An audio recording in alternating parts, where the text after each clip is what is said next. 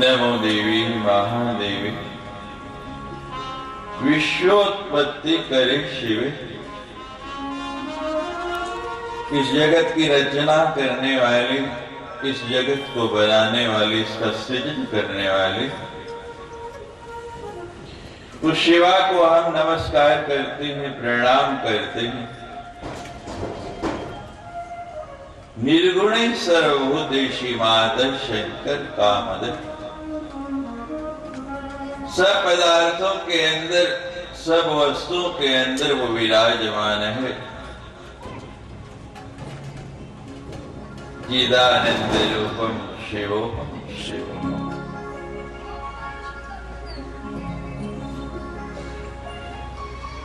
सच्चिदानंद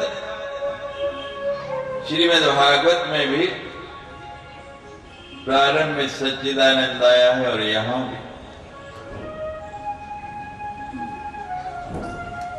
आनंद कहाँ है? सत, चित और आनंद। जब चित्त में सत्य आ जाता है तो आनंद स्वयं ही आ जाता है।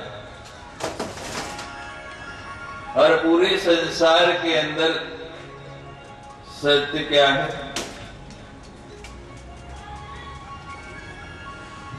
केवल ईश्वर का नाम।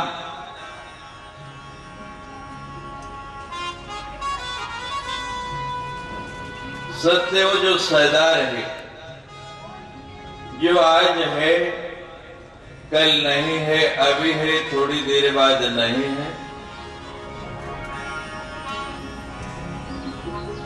जो अस्थाई है उसमें आनंद नहीं, जो स्थायी है उसमें ही आनंद है। एक ईश्वर को छोड़ दो तो संसार की हर वस्तु अस्थाई है, क्षणिक है। इसीलिए उस वस्तु का आनंद भी क्षणिक रहता है।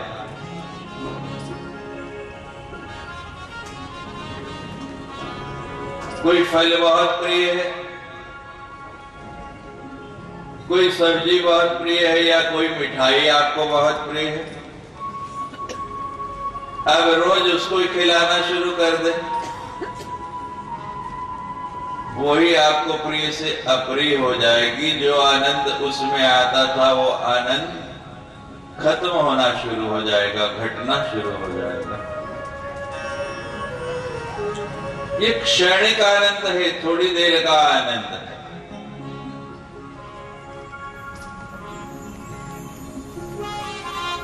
परिवार में बच्चे से बड़ा प्यार है। दफ्तर से आए थके हुए, बालक को गोद में उठाया, सीने से लगाया, कहते हैं ठंड बह गई, बड़ा आनंद आया।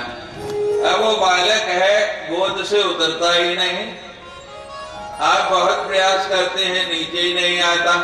आप थके हैं, वस्त्र बदले हैं, स्नान करना है। थोड़ी देर बाद ही वही प्यार जो उमड़ रहा था काफूर हो जाता है। उसी बच्चे को हम पिटाई कर देते हैं। कोई भी आनंद ले लो, संसार का वो क्षणिक है, थोड़ी देर का है, कुछ समय के बाद घटना शुरू हो जाता है।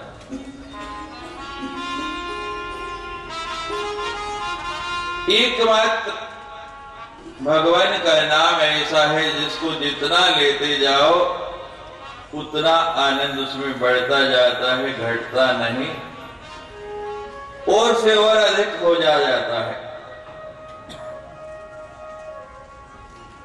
मनो बुद्धि अहंकार चित्ता निनाह।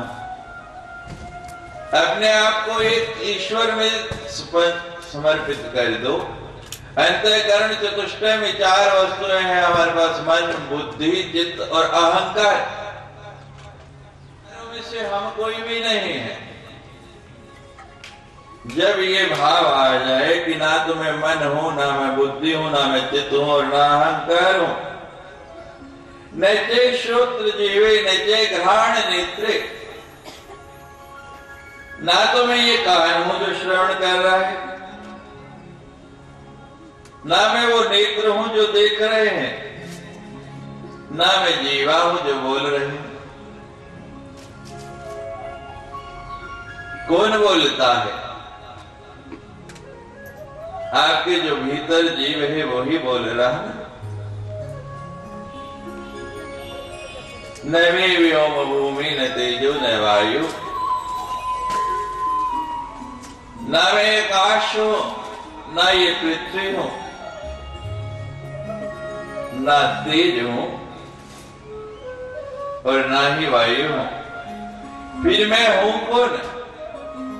चिदानंद रूपम शिवोहम शिवोहम।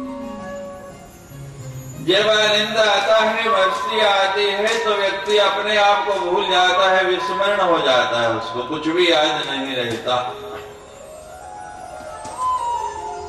आनंद की यही प्रकाष्ठा है। शराबी को आनंद कब आता है? जब शराब के सिवा उसको कुछ नहीं दिखता,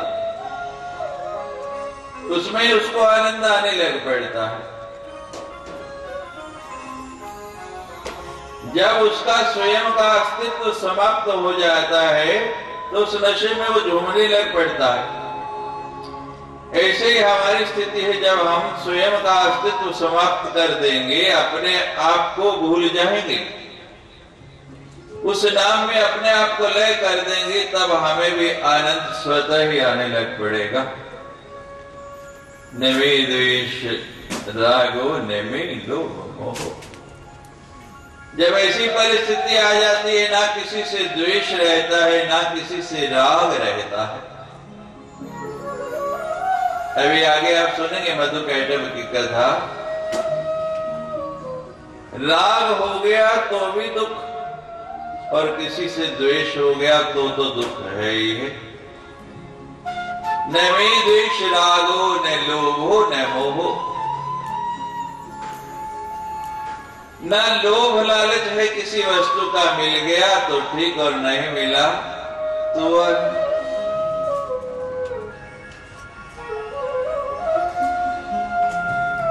आनंद पाना है। मदो नैव वीनैव मात्सर्य भावो। ना मद आए और ना मात्सर्य आए। रावण और कंस को कोई मार सकता था? किसने मारा उनको? उनके मद ने मारा, उनके अहंकार ने मारा। व्यक्ति अपने अहंकार से मरता है। तुलसीदास जी ने तो लिखा, अहंकार अति दुखद डमरुआ। जैसे डमरू बजता है ना, ऐसे ही अहंकार बजता रहता है।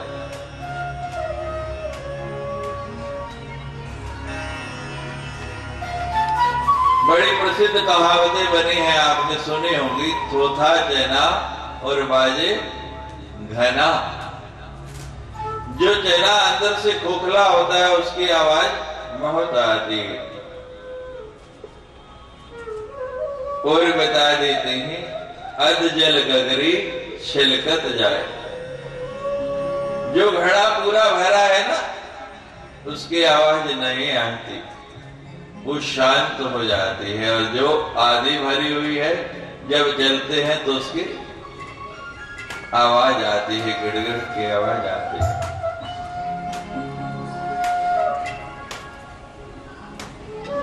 इन लोकोक्तियों में हमने एक नई लोकोक्ति जोड़ दी है। सिक्के जो है ना, वो खनकते हैं, उनकी ध्वनि होती है, आवाज आती है, लेकिन नोटों की आवाज आती है। नोट बनो, आवाज अपने आप बंद हो जाएगी। जब तक सिक्के हो ना, नोट इकट्ठे मत करो, नोट बनो। मद ऐसी वस्तु है, मदो नैव, कि मुझे अहंकार नहीं बनना है, मद में नहीं आना है। मात्सर्य भाव है, हमारे भाव में मात्सर्य नहीं आए। मात्सर्य क्या कहते हैं? ईर्ष्या को। और ईर्ष्या को कंडू रोग का नाम दिया गया है। जैसे खुजली हो जाती है, एक जगह खुजाया, जहां हाथ लगाया वहां हो गई पूरे शरीर में। ऐसा ये ईर्ष्या का रोग है। लोग कहते महाराज करना नहीं चाहते, फिर भी हो जाते। हम कहते हैं ठीक है, करना नहीं चाहते, हो जाती है। बहुत इच्छा है ईर्ष्या करने की, तो केवल इतना ही कह लो कि ये ईर्ष्या करो कि वो मेरे से ज्यादा भजन क्यों करता है, वो मेरे से ज्यादा अच्छे काम करता है, मैं भी करूं। ये तो होता नहीं। और जब तक ये बातें आप में नहीं आएंगी, तब तक आपके चित्त में आनंद आ नहीं सकता। चिदानंद रूपम न पुण्यम न पापम न सुख्यम। जब ये भाव आ जाता है, फिर ना पुण्य की चिंता रहती है, ना पाप की, क्योंकि पाप की ओर वृत्ति ही नहीं जाती। जब आप इस परिस्थिति में आएंगे, आपकी वृत्ति स्वतः ही पाप की ओर जाने से बंद हो जाएगी। न सुख्यम न दुखम। जो आनंद सुख में आता है वही आनंद दुख में भी आता है। गुरबाणी में लिखा है, जो तुझ पावे सोई पलिकार, तू सदा सलामत निरंकार। जो उसको अच्छा लगे, जो वो करना चाहे होना वही है, तो फिर अपने आप को क्यों इसमें परेशान करना। न मंत्रो न तीर्थो न वेदो न यज्ञ, अहम भोजनम नैव भोज्ये न भोक्ता।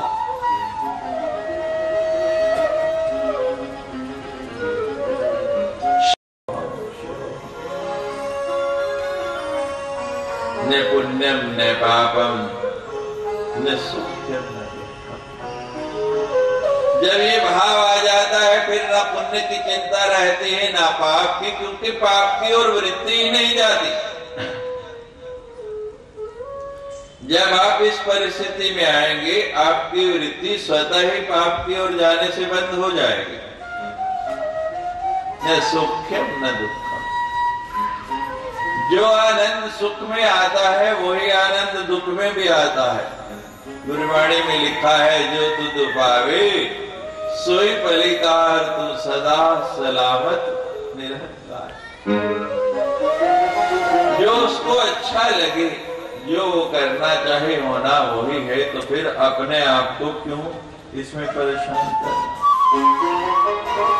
न मंत्रो न तीर्थो न वेदो न यज्ञ, अहम भोजनम नैव भोज्ये न भोक्ता।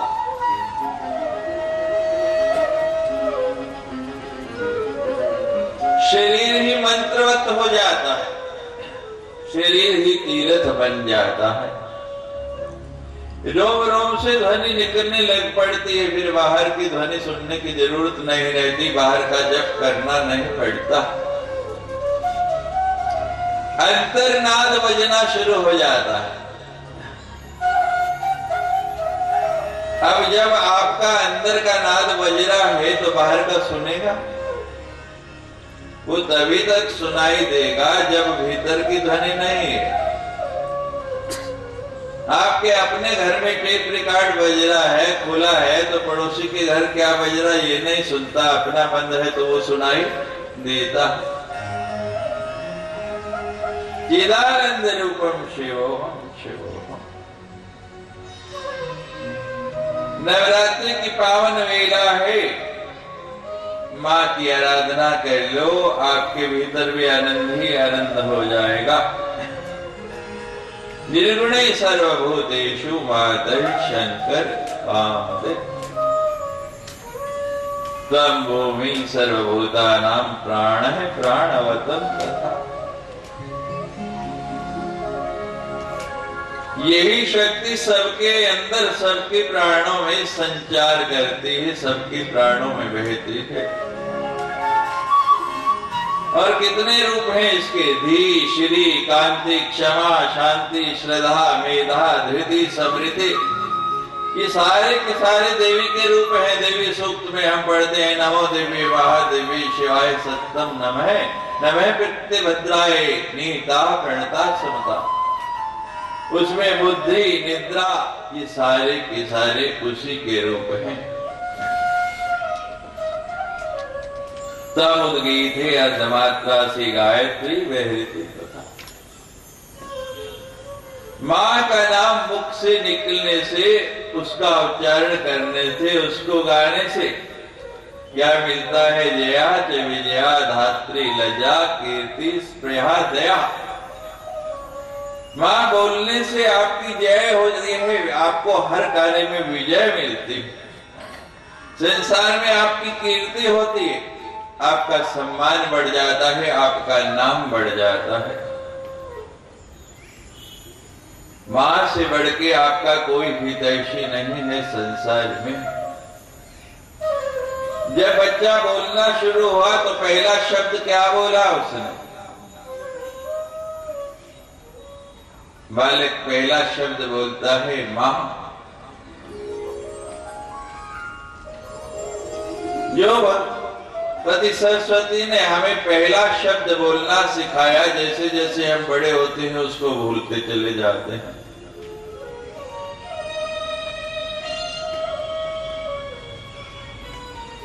धनहीन को धन, शक्तिहीन को शक्ति, संतानहीन को संतान। मैं भगवती सब देती है, और मात्र नाम उच्चारण करने से जब हम उसका नाम भूल जाते हैं, जब उसका विस्मरण हो जाता है, तभी विपत्ति आती है। 4 प्रकार की मछलियां बताई गई हैं। जब मछुआरा जल में जाल डालने के लिए आता है, तो बहुत सी मछलियां उसमें फंस जाती हैं। जो दूर भागना चाहती हैं वो तो फंसती हैं, जो बीच में रहती है वो भी फंस जाती है। लेकिन जो वो क्या करती हैं कि उस मछुआरे के पैरों के आसपास घूमती रहती, उससे लिपटी रहती है। अब मछुआरा जब जाल डालता है वो निकट तो नहीं डालता, जाल कहाँ जाता है? दूर, और वो मछलियां बच जाती हैं। ऐसा ही ये संसार है। जो भगवती के नाम से दूर हो जाते हैं, उससे विलग हो जाते हैं, उनकी क्या स्थिति होती है? वो उस जाल में फंस जाते हैं। और जो उसके नाम से जुड़ी रहती हैं, उसके चरणों के निकट रहती हैं, वो उस जाल में कभी नहीं फंसते। आप भी इस संसार जाल में नहीं फंसना चाहते, इससे बचना चाहते हैं, तो एकमात्र साधन है आपके पास। बड़ी सुंदर ये नवरात्रि की वेला है। मां भगवती के चरणों से जुड़े रहो, संसार में आपका कुछ नहीं बिगड़ेगा। मां तो ममतामयी है, दयामयी है, करुणामयी है, कृपामयी है।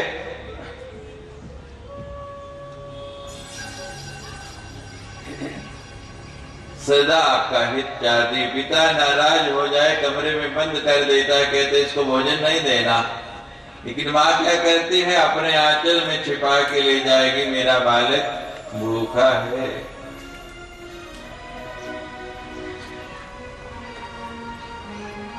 आओ पराम्बा, आज शक्ति मां जगदम्बा की पावन गाथा की ओर बढ़े।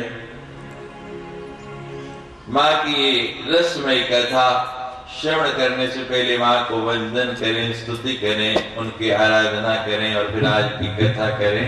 लेकिन उससे पहले एक जय घोष, जय जय।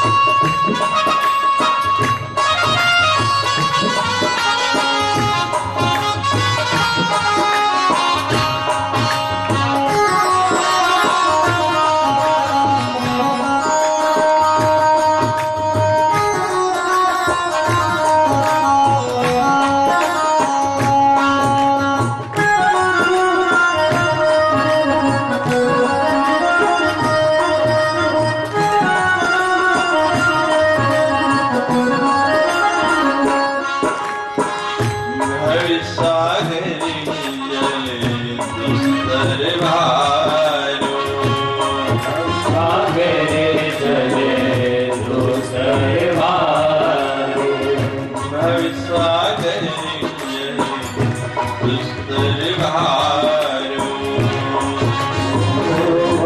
सागर चले दुस्तर भारो सूझत नाही किनारो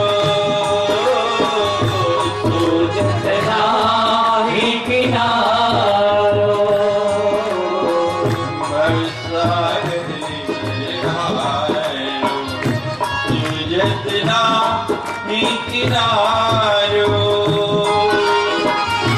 बीच समुंदर गोते खाए बीच समुंदर गोते खाए बीच समुंदर गोते खाए बिन केवट भयभारो ओ मैया मेरी नैया पार उतारो ओ मैया मेरी नैया पार उतारो मैं तो डूबत हूँ मझधारो मैं तो डूबत हूँ मैया मेरी नैया पार उतारो मैया मेरी नैया पार उतारो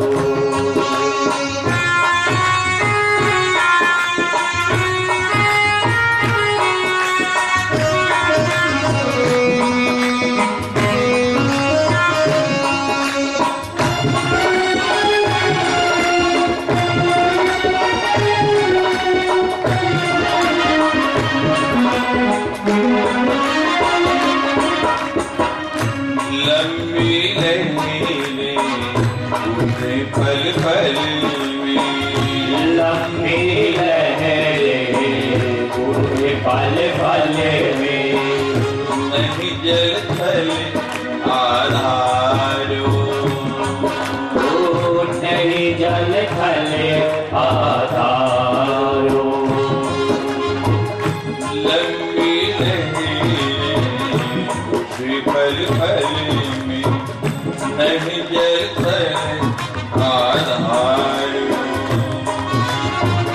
बल बल पवन चले निश्वासर बल बल पावन चले निश्वासर बल बल पवन चले निश्वासर जाऊं दिस गो अध्यारो ओ मैया मोरी नैया पार ओ मैया मोरी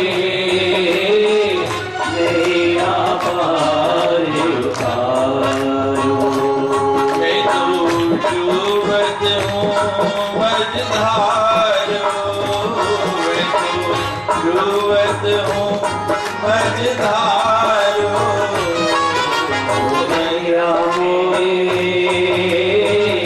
नैया पार उतारो ओ मैया मोरी नैया पार उतारो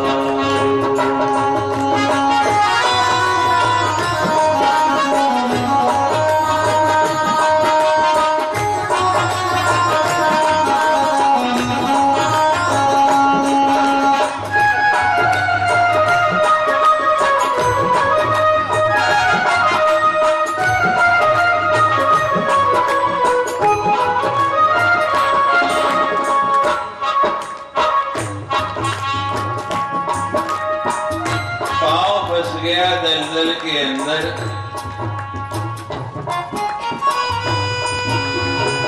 पूरे परिवार को पुकार पुकार के थक गया गजराज।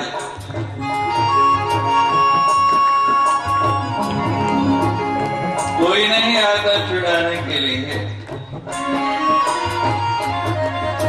और नीचे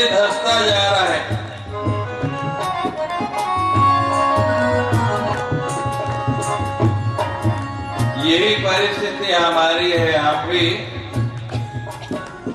दलदल के अंदर ऐसे फंस गए हैं, धंसते चले जा रहे हैं।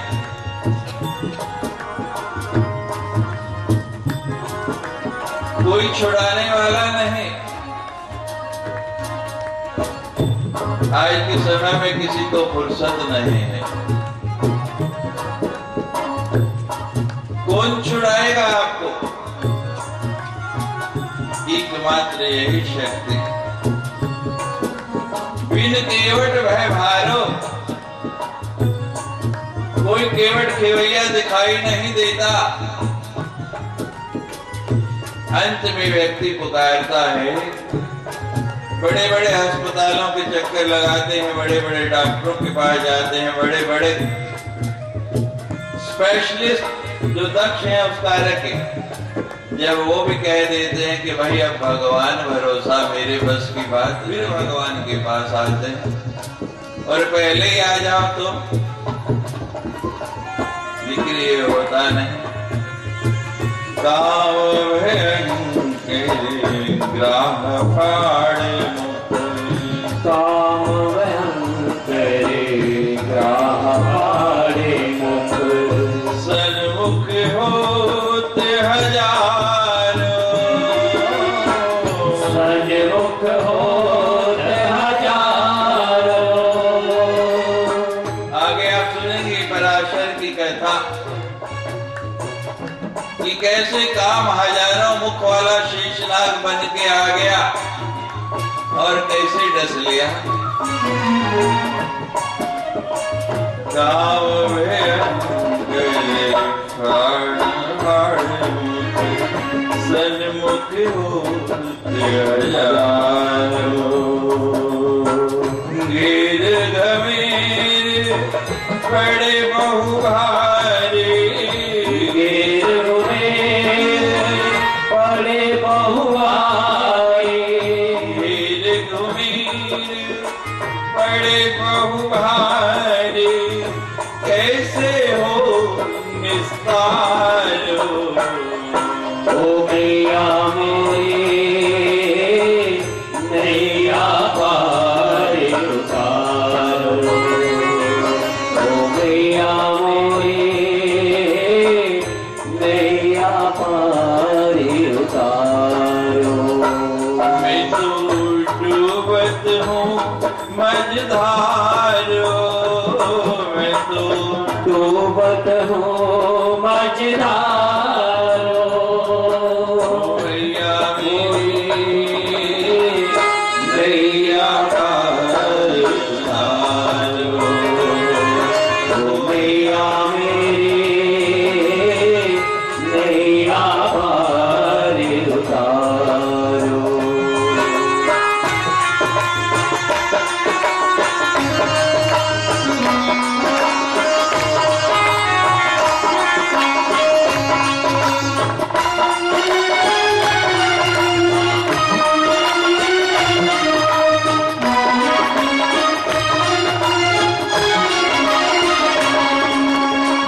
हाथ पेरी में जोर न मेरे, हाथ पहरे जोर न मेरे, नहीं कोई संग सहारो, ना कोई संग सहारो। मेरी जोर न मेरे, नहीं कोई संग सहारो। उदासी को आने उबारो, उजरासी को आने उबारो, उदासी को आने उबारो, अभी ना करो विचारो। ओ मैया मेरी नैया पार उतारो, ओ मैया मेरी नैया पार उतारो। मैं तो डूबत हूँ मझधारो,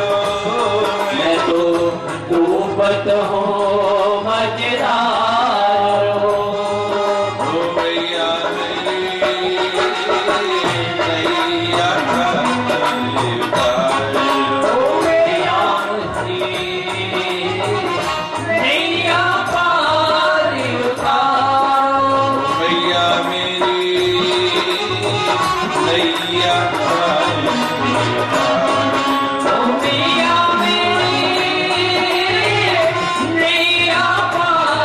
उतारो। मैया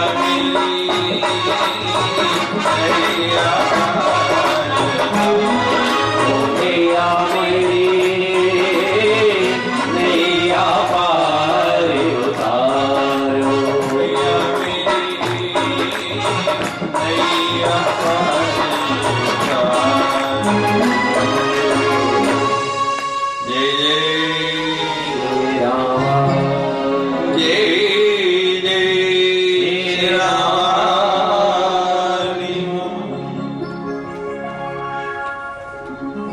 शक्ति की उपासना कब से हो रही है?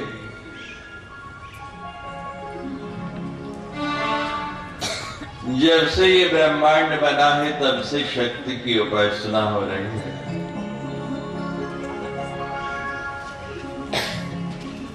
बड़ा प्रसिद्ध भजन है इधर, चारों युग दिहाई मां, चारों युग दिहाई कन्या कुमारी।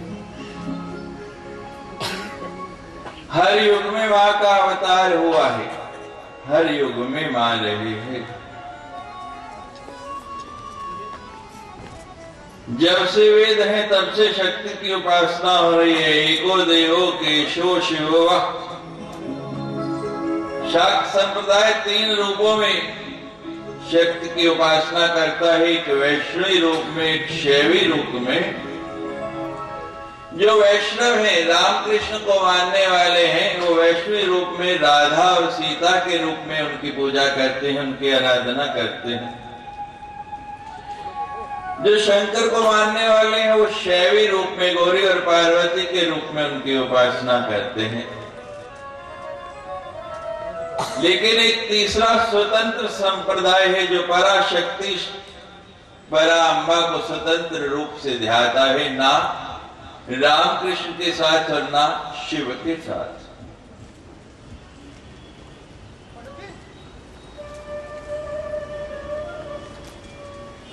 ऋग्वेद के 10वें मंडल में स्वतंत्र रूप से आभरण ऋषि की कन्या वाक जो है वो देवी सूक्त की संधान करता है। देवी सूक्त की रचना उन्होंने की है। दुर्गा सप्तशती में पढ़े तो 2 देवी सूक्त हैं, एक वेदोक्त और एक तंत्रोक्त। तो जो वेदोक्त देवी सूक्त है उसकी रचना ये वाक नामक कन्या के द्वारा हुई है। परास्य शक्ति विविध एवं श्रुते स्वभागी ज्ञान बल क्रिया च। जो स्वतंत्र रूप से शक्ति की आराधना करते हैं उनकी हर क्रिया इसी शक्ति के द्वारा होती है। इसी के द्वारा उनको जो है ज्ञान और बल प्राप्त होता है।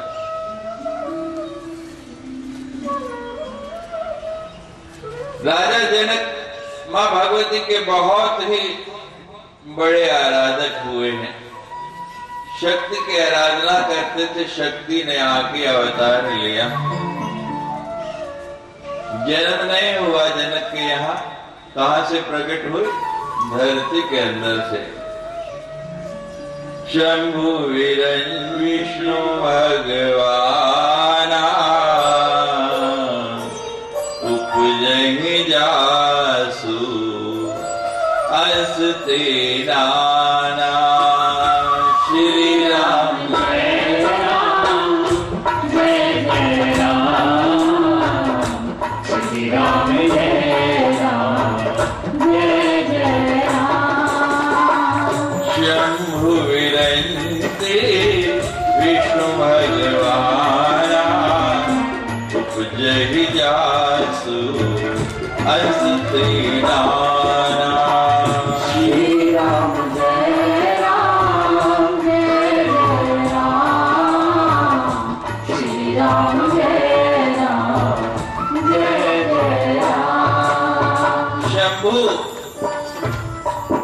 विरंची ब्रह्मा जी और विष्णु भगवान एक नहीं, जिसके अंश से अनेक पैदा हुए।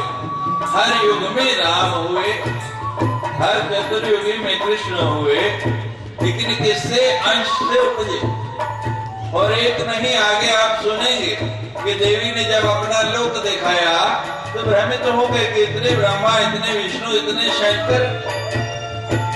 श्री राम जय राम जय जय राम, सभी बोलिए राम जय राम जय जय राम।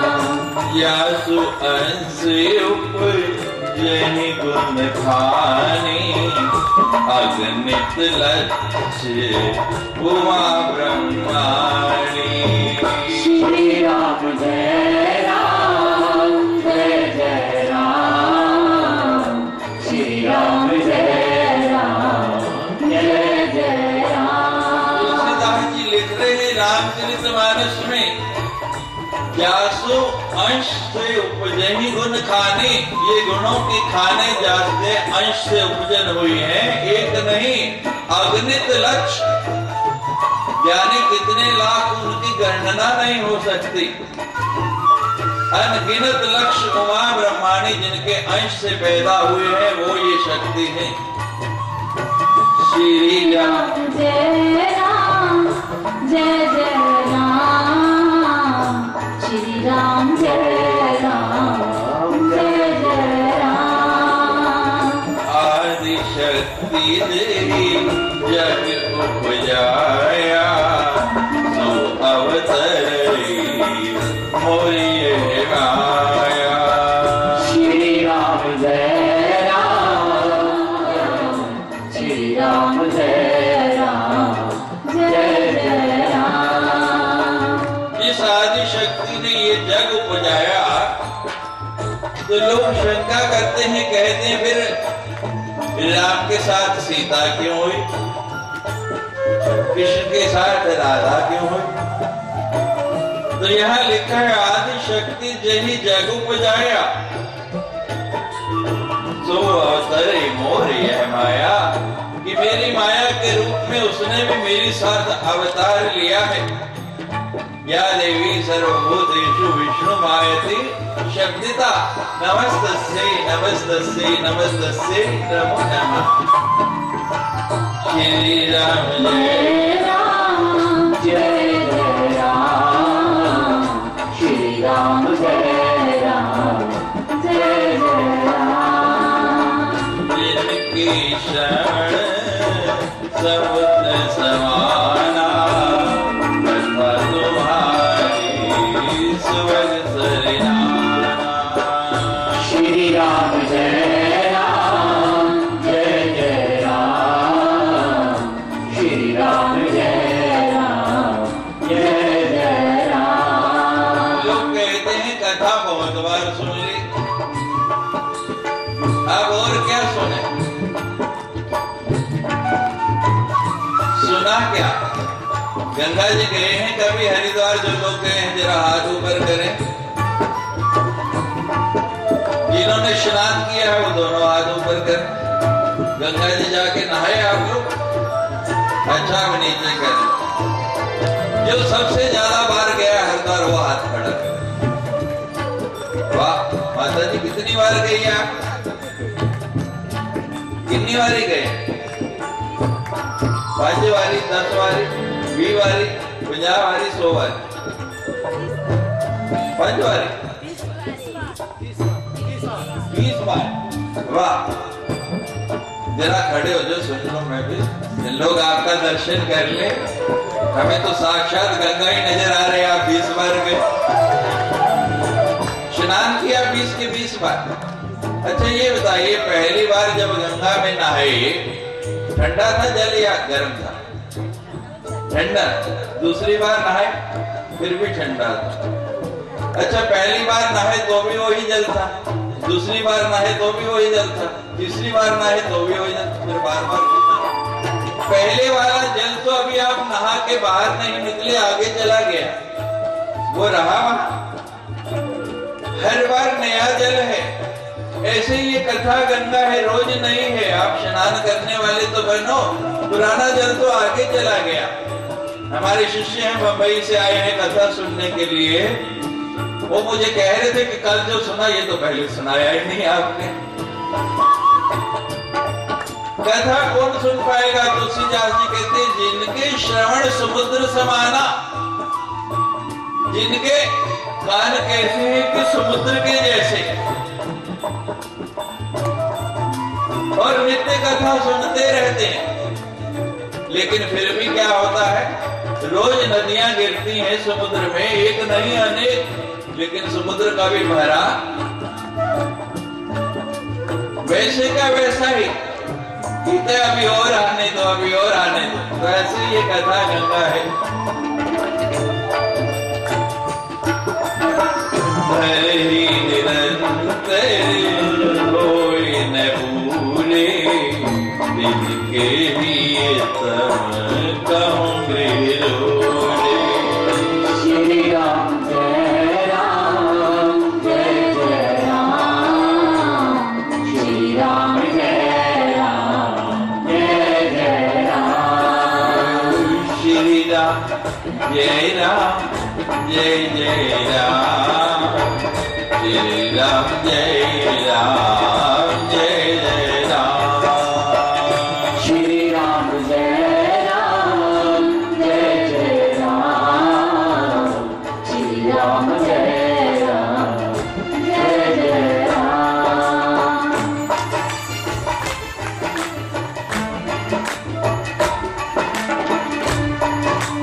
जितना श्रवण करते हैं उतना आनंद बढ़ा जाता है, उतनी और रुचि होती है।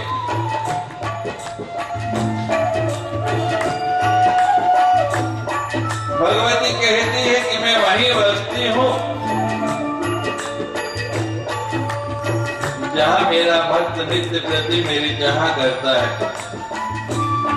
जैसे गीता ने भगवान ने कहा है, मत चित्ता मत तत्प्राणा बोधयन्ते परस्परम कथयन्ते च मां नित्यं तुष्यन्ति च रमन्ति च। कि चलते फिरते बात करते हुए हर समय मेरा ध्यान करो, मेरा ही बोध करो, तो मैं आपके पास ही हूँ। भगवान से पूछा, कुछ देर रुकने के लिए कहा, तहे रुचि रुचिर परन त्रिनसाला, वास करो कुछ काल कृपाला। तो भगवान कहते हैं कि मैं कहाँ वास करूं, कहाँ रहूं? तो बड़ा सुंदर जवाब दिया, पूछे मोही रहूं कहाँ मैं पूछत सक जाऊं, जहाँ ना हो तह जरूर कही तुम ही दिखाओ ठाऊं। ये भगवान आप मुझे कहते हैं मैं कहाँ वास करूं, तो कोई ऐसी जगह तो दिखा दो मुझे कि जहां आपका वास नहीं हो, जहां आप नहीं रहते। एक बार मन रमा दो, प्रेम से कथा सुन लो, आपको नई लगेगी। कथा कभी पुरानी नहीं होती, यहाँ पुराना होने लायक है ही कुछ नहीं। हमने कल भी बताया था कि हमने कहा अभी तो हम पढ़ रहे हैं, अभी तो हम सीख रहे हैं, दूसरे को क्या सिखाएं। श्री राम जय राम, जय जय राम। श्री राम जय राम, जय जय राम। कल भी आपको कहा कि मति सुमति बन जाती है जब हम कथा सुनते हैं, और फिर कोई जनक राजा जैसा व्यक्ति आता है, उस भूमि में हल चला देता है, और जब उस भूमि में हल चलाता है तो फिर क्या निकलता है, परा अम्बा आदि शक्ति आके दर्शन दे देती है, अपना स्वरूप दिखा देती है। अरे मूड से मूड व्यक्ति कालिदास, जिसको कुछ आता नहीं, कोई ज्ञान नहीं, मूर्खानंद जिस पेड़ पर खड़ा उसी की लकड़ी काट रहा। ब्राह्मण लोग आए, कहने लगे कालिदास जिस लकड़ी पर खड़ा है उसी को काट रहा है, लकड़ी गिरेगी तू भी नीचे गिरेगा, चोट लग जाएगी। कहते फिर क्या करो? कहने लगे दूसरी लकड़ी पर खड़ा होके काट। दूसरी लकड़ी पर खड़ा होके काट। मुझे मूर्ख समझा है?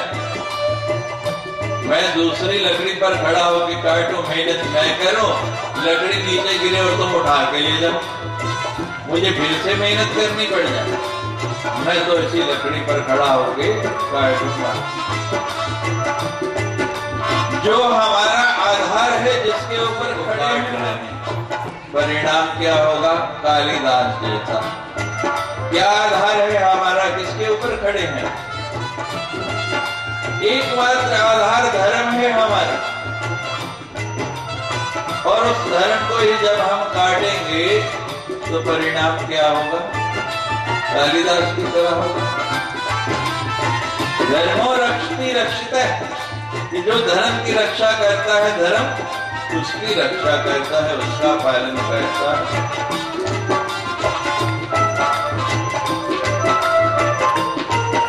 और बड़ा सुंदर लिखा है भागवत में, स्वधर्मे निधनम श्रेया पर धर्मे भयावह। अपने धर्म में मरना भी श्रेयस्कर है, और दूसरे के धर्म में कितना भी कुछ मिले, कितना भी लाभ हो, वो भयानक है, वो अच्छा नहीं है।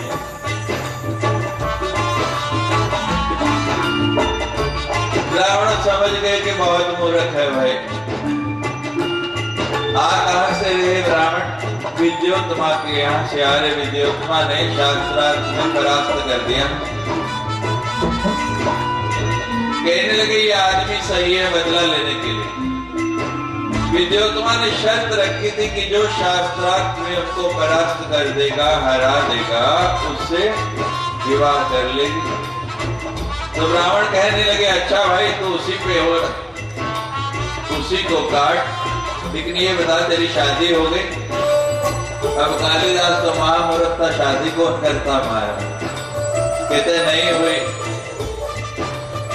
कहते हम करा देंगे तो नेकी और पूछ पूछ, इससे बढ़िया क्या होगा? कहने लगे ठीक है हम तुम्हारा विवाह तो करा देंगे, लेकिन हमारी एक शर्त है। क्या शर्त है? कहने लगे बोलना नहीं, चुप रहना है, तो तुम्हारा विवाह हो जाएगा। बड़ी सुंदर एक कन्या है, सर्वगुण संपन्न, और लक्ष्मी तो पूछो ही नहीं। ये ठीक है भाई। अब ले गए वहां। कालिदास चुप, जो कुछ भी पूछे विद्योत्तमा जवाब दे नहीं। आखिर विद्योत्तमा ने कहा कि तू जीता और मैं हारी, ऐसी बात का जवाब दे नहीं रहा, इशारे में बता रहा। विवाह हो गया, घर आई महामूर्ख, बड़ी प्रताड़ना की, बड़ा तिरस्कार किया। इसके पल्ले पड़ गए, मैं इतना महामूर्ख कहां से मेरे पल्ले पड़ा। एक दिन बहुत दुखी हुई, बहुत निकल पड़े, मुंह लटकाए जा रहे हैं, क्या करें? आगे से संत मिल गए। क्या बात है, बहुत दुखी नजर आ रहे? कहने लगे महाराज सरस्वती की कृपा नहीं हुई, मेरी बुद्धि में कुछ आता ही नहीं, पति ने घर से अपमान करके निकाल दिया। कोई साधन बताए? संत कहते साधन है परामान वाहिनी, मां सरस्वती की आराधना करो, मां भगवती अपने आप आपकी बुद्धि प्रकट कर देगी। मां भगवती का पावन मंत्र जपने लग पड़े, बुद्धि जागृत हुई, नहर वापिस आए, आवाज लगाई, कपाट उद्घाटे, अंदर पत्नी कहती है आवाज तो कालिदास की लगती है, लेकिन इतना विद्वान कैसे हो गया? संस्कृत में बोल रहा है और इतना सुंदर। दरवाजा खोला तो सचमुच कालिदास। कहने लगे जिस भाषा में कोई बोले उसी में जवाब देना होता है। संस्कृत में बोले तो संस्कृत में कहने लगे अस्ति कश्चित् वाग विशेषा, ये वाणी में इतना चमत्कार कैसे हो गया? ये ज्ञान कहां से आ गया? कहने लगे ये मेरी माँ की कृपा है। माँ चाहे तो मूर्ख को विद्वान बना सकती है, मेरे जैसे मूर्ख को बना दिया तो फिर और किसी को क्यों नहीं बना सकते। श्री राम जय राम जय जय राम, श्री राम जय राम जय जय राम, श्री राम जय राम जय जय राम, श्री राम जय राम जय जय राम। ममता रत सन ज्ञान कहानी, अतियो भी सन विरत बखानी। श्री राम जय राम जय जय राम, श्री राम जय राम जय जय राम। क्रोध सम काम हरि कथा, दूसर बीज हरि फल जता। श्री राम जय राम जय जय राम, श्री राम जय राम जय जय राम। जय जय राम, श्री राम जय राम जय जय राम। श्री राम जय राम जय जय राम, श्री राम जय राम जय जय राम। निर्मल मन जन सो मोहि भावा, मोहि कपट धर चित्र नहावा। श्री राम जय राम जय जय राम, श्री राम जय राम जय जय राम। जब लग बसते जीवन माही, तुम मोह जय मन राम। श्री राम जय राम जय जय राम, श्री राम जय राम जय जय राम। तब लगी उड़ना बसत रघुनाथा, ललिता गोसायन कटियाना। श्री राम जय राम जय जय राम, श्री राम जय राम जय जय राम। श्री राम जय